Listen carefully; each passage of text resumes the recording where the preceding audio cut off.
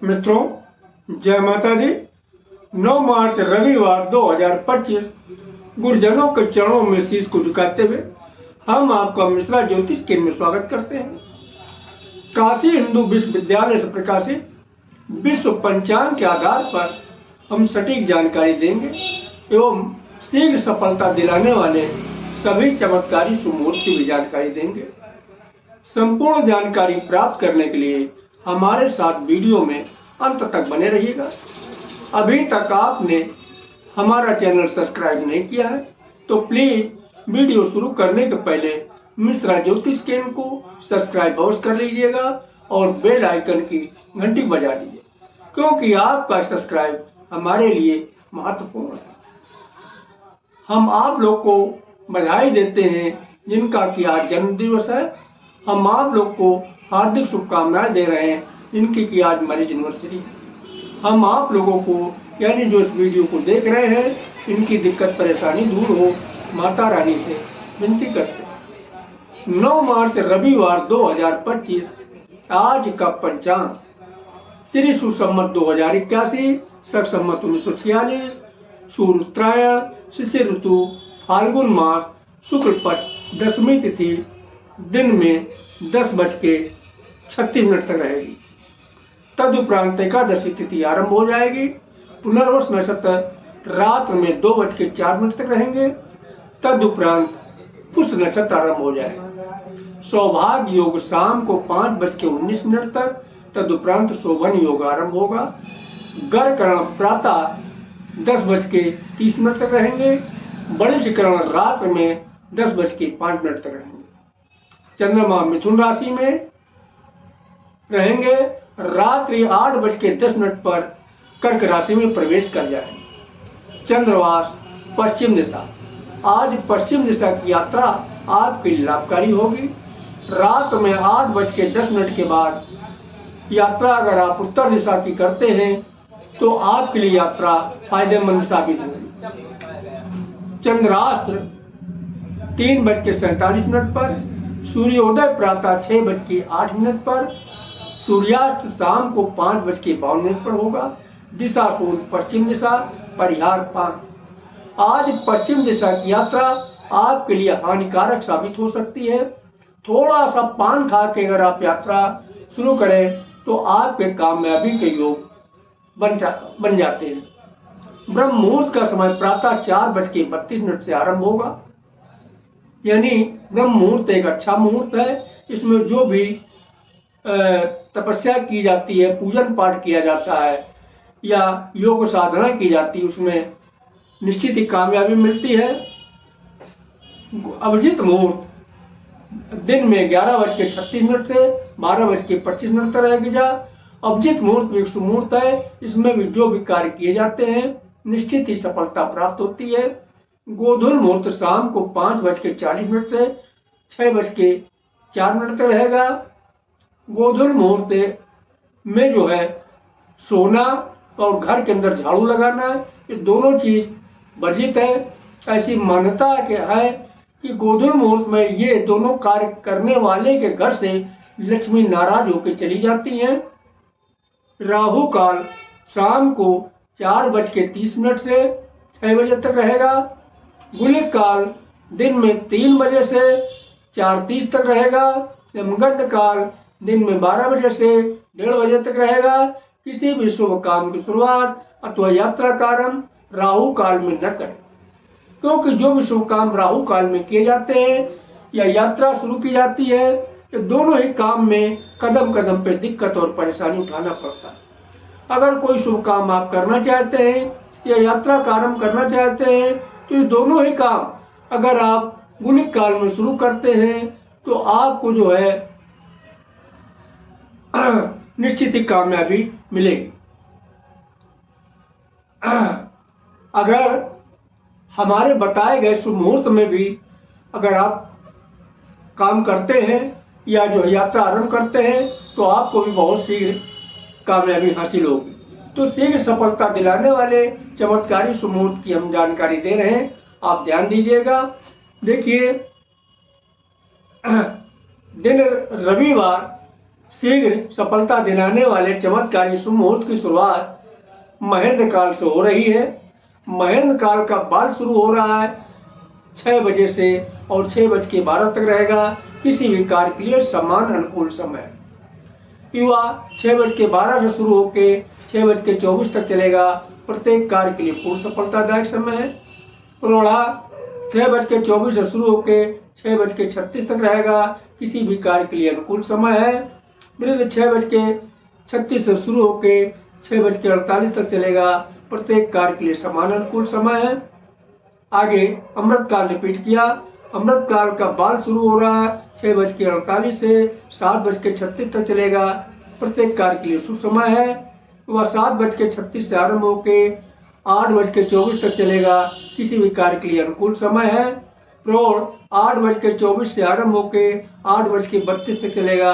किसी भी कार्य के लिए समान शुभ समय है। वृद्ध 9:32 से आरंभ होकर 10 बजे तक चलेगा। किसी भी कार्य के लिए साधारण अनुकूल समय है। अब हम आपको रात्रि के शुभ मुहूर्त की जानकारी दे रहे हैं। देखिए, रात की भी शुरुआत महेंद्र काल से हो रही है। महेंद्र काल का बाल शुरू हो रहा है 6:48 से 7 बजे तक चलेगा। किसी भी कार्य के लिए समान अनुकूल समय है। युवा 7 बजे से शुरू होकर 7:12 तक चलेगा। प्रत्येक कार्य के लिए पूर्ण सफलतादायक समय है। प्रौढ़ 7:12 शुरू होकर 7:24 तक चलेगा। किसी भी कार्य के लिए अनुकूल समय है। वृद्ध 7:24 से आरंभ होकर 7:36 तक चलेगा। प्रत्येक कार्य के लिए समान अनुकूल समय। फिर आगे अमृत काल रिपीट किया। अमृत काल का बाल शुरू हो रहा 8:24 से 8:48 तक चलेगा। प्रत्येक कार्य के लिए शुभ समय है। वह 8:48 से आरंभ होकर 9:12 तक चलेगा। किसी भी कार्य के लिए शुभ अनुकूल समय है। और प्रौढ़ा 9:12 से शुरू होकर 9:36 तक चलेगा। किसी भी कार्य के लिए समान शुभ समय है। वृद्ध 9:36 से आरंभ होकर 10:48 तक चलेगा। किसी भी कार्य के लिए साधारण अनुकूल समय। आगे महेंद्र काल रिपीट किया। महेंद्र काल का बाल शुरू हो रहा 3:36 से 3:48 तक चलेगा। किसी भी कार्य के लिए समान अनुकूल समय है। युवा 3:48 से आरंभ होकर 4 बजे तक चलेगा। प्रत्येक कार्य के लिए सफलतादायक समय है। प्रौढ़ 4 बजे से आरंभ होकर 4:12 तक चलेगा। किसी भी कार्य के लिए अनुकूल समय है। वृद्ध 4:12 से शुरू होकर 4:24 तक चलेगा। प्रत्येक कार्य के लिए समान अनुकूल समय। आगे फिर अमृत काल रिपीट किया। अमृत काल का बाल शुरू हो रहा 4:24 से 4:48 से चलेगा। प्रत्येक कार्य के लिए शुभ समय है। युवा 4:48 से आरंभ होकर 5:12 तक चलेगा। किसी भी कार्य के लिए शुभ समय है। प्रौढ़ 5:12 से शुरू होकर 5:36 तक चलेगा। किसी भी कार्य के लिए समान शुभ समय है। वृद्ध 5:36 से शुरू होकर 6 बजे तक चलेगा। किसी भी कार्य के लिए साधारण अनुकूल समय। अब हम आपको शीघ्र सफलता दिलाने वाले चमत्कारी शुभ मुहूर्त की बेसिक की विषय में बता देना उचित समझते हैं। देखिए, इस विधि की खोज करने वाले, इस विद्या की खोज करने वाले महाराज विक्रमादित्य के समय में एक बहुत बड़े ज्योतिषाचार्य हुआ करते थे, जिनका नाम था वराहमिहिर जी। ये वराहमिहिर जी की खोज है। इन्होंने यहाँ पर इन्होंने दिन की शुरुआत प्रातः 6 बजे से मानी है। इसी तरीके से रात की भी शुरुआत शाम 6 बजे से मानी। यहाँ पर इन्होंने एक शब्द बार बार इस्तेमाल किया है, महेंद्र काल और अमृत काल। ये महेंद्र काल और अमृत काल है। देखिए, महेंद्र काल एक शुभ मुहूर्त है और अमृत काल भी शुभ मुहूर्त है, लेकिन यहाँ पर महेंद्र काल को इन्होंने प्राथमिकता का दर्जा दिया है, इसके बाद का दर्जा अमृत काल को दिया। तो जहां तक संभव हो सके आप महेंद्र काल में कार्य शुरू करते हैं तो निश्चित ही आपको कामयाबी हासिल होगी, बहुत जल्दी कामयाबी मिलेगी। अब यहाँ पर एक शब्द इन्होंने और इस्तेमाल किया है, बाल, युवा, प्रौढ़ और वृद्ध। ये है क्या? देखिए, इन्होंने समय को 4 भागों में बांट दिया। क्या बांटा है? बाल, युवा, प्रौढ़ और वृद्ध। आपको आसानी समझ में आ जाए इसके लिए बहुत छोटा सा उदाहरण दे रहा हूं। देखिए, आपने जन्म लिया, आपका बचपना था, जब आपकी उम्र बढ़ी तो बचपना खत्म हो गया, आप हो गए जवान, बचपना गायब, जवान हो गए। जब और उम्र बढ़ी तो भाई जवानी भी खत्म हो गई, जवानी और बुढ़ापे के बीच में आ गई, यानी अधेड़ हो गए, जवानी भी नहीं बची। जब और उम्र बढ़ी तो अब आप बूढ़े हो गए, अधेड़ भी नहीं रहे, अधेड़ भी नहीं बचे, अब आप बूढ़े हो गए। तो इन्होंने बचपने को बाल के नाम से संबोधित किया है, जवानी को युवा के नाम से संबोधित किया है, अधेड़ को प्रौढ़ के नाम से संबोधित किया है, और वृद्ध को, बुढ़ापे को वृद्ध के नाम से संबोधित किया है। अब हम आपसे एक सवाल पूछना चाहते हैं कि कौन ज्यादा ताकतवर होगा, बच्चा या बूढ़ा? आप लोगों ने सही कहा, आप लोगों का जवाब सही है। न बच्चा ताकतवर होगा न बूढ़ा ताकतवर होगा। अब सवाल ये उठता भी ताकतवर होगा कौन? आप लोग सही कह रहे हैं, ताकतवर होगा जवान या फिर अधेड़। तो चाहे आप महेंद्र काल में काम शुरू करें या अमृत काल में काम शुरू करें, जहां तक संभव हो सके आप युवा या प्रौढ़ा में काम शुरू करते हैं तो निश्चित ही आप बहुत जल्द कामयाबी हासिल करेंगे। हाँ, इन्हीं कारणों पर अगर आपको युवा और प्रौढ़ा का समय नहीं मिल रहा, तब आप मानव वृद्धि का इस्तेमाल कर सकते हैं। कामयाबी तब भी मिलेगी, लेकिन लगा है भाई, देर में कामयाबी मिलेगी। क्योंकि भाई ये बच्चे बूढ़े अपनी क्षमता के अनुसार ही आपको जो है सहयोग कर पाएंगे। सहयोग तो जरूर करेंगे, लेकिन अपनी क्षमता के अनुसार, तो आपको देर में काम मिलेगा।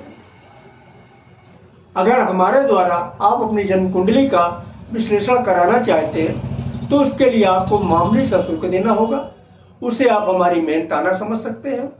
हमारा संपर्क सूत्र है मोबाइल नंबर 9807225523, मिश्रा ज्योतिष केंद्र, कानपुर, उत्तर प्रदेश।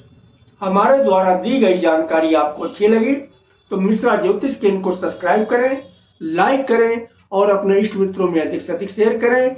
कमेंट बॉक्स में अगर महाकाल के भक्त हैं तो हर हर महादेव, और माता के भक्त हैं तो जय माता दी लिखे। माता रानी और भोलेनाथ मिलके आपकी मनोकामना को शीघ्र पूरा करेंगे। जय माता दी।